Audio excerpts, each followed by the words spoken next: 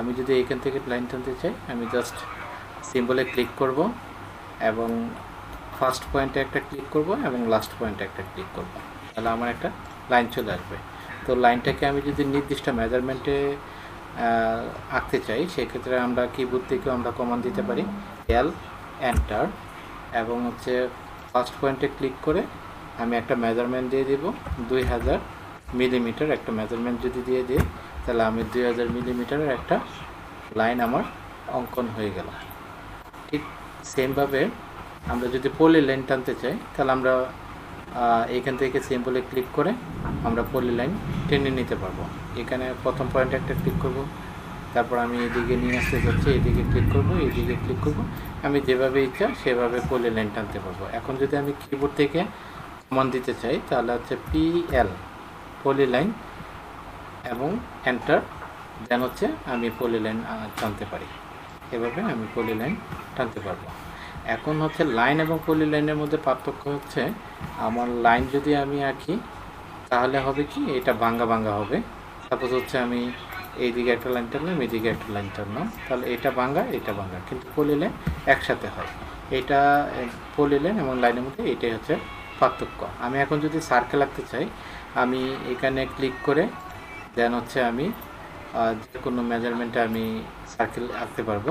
তো আমি যদি আবার মানে সিম্বলে ক্লিক করলাম, দেন একটা ক্লিক করলাম, এখন আমি চাচ্ছি যে একটা মেজারমেন্ট দিয়ে দিব যে আমি এত ব্যাসার্ধের একটা সার্কেল আঁকবো।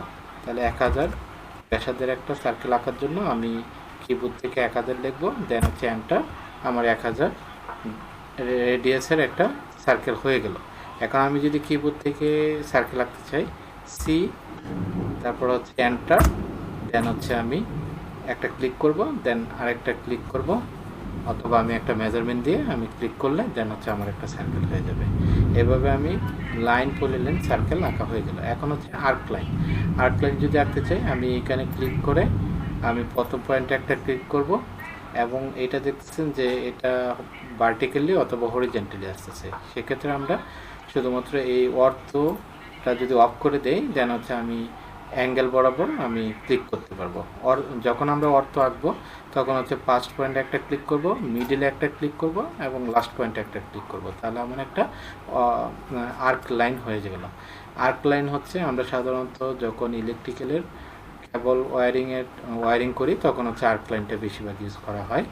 এখন আমি যদি রেক্ট্যাঙ্গল আঁকতে চাই, তাহলে আমি এখান থেকে সিম্বলে ক্লিক করব, দেন হচ্ছে এই ফার্স্ট পয়েন্টে ক্লিক করব এবং লাস্ট পয়েন্টে ক্লিক করব, দেন আমার একটা রেক্ট্যাঙ্গল হয়ে গেছে। এখন যদি আমি একটা নির্দিষ্ট মেজারমেন্টের রেক্ট্যাঙ্গল আঁকতে চাই, যে আমি 1000 বাই 1000 একটা রেক্ট্যাঙ্গল আঁকবো, দেন আমি কিবোর্ড থেকে আমি এখন কমান্ড দিই REC রেক্ট্যাঙ্গল, দেন হচ্ছে এটার মধ্যে ক্লিক করব, ফার্স্ট পয়েন্টে ক্লিক করব, এখন মেজারমেন্ট দিব 1000, তারপর হচ্ছে কমা দিতে হবে আমাদের।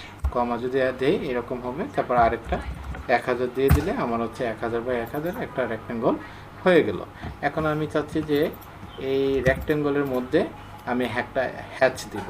তাহলে কিভাবে দিব, আমি জাস্ট এইখানে হ্যাচ যেই সিম্বলটা দেখা যাচ্ছে এখানে ক্লিক করব, অ্যান্ড এই রেক্ট্যাঙ্গলের মাঝে আমি যদি ক্লিক করে দিই, আমার হ্যাচ হয়ে গেল।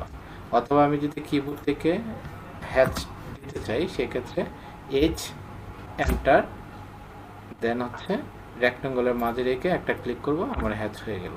হ্যাচটাকে আমি বিভিন্ন টাইপের নিয়ে নিতে পারি, সলিড, হ্যাঁ, তারপর এরকম লাইন থাকবে অথবা এরকম লাইন থাকবে, এরকমভাবে করতে পারি। এটাকে লাল নীল এরকম কালার চেঞ্জ করতে পারি, হ্যাঁ, এটা হচ্ছে এভাবে করতে পারি।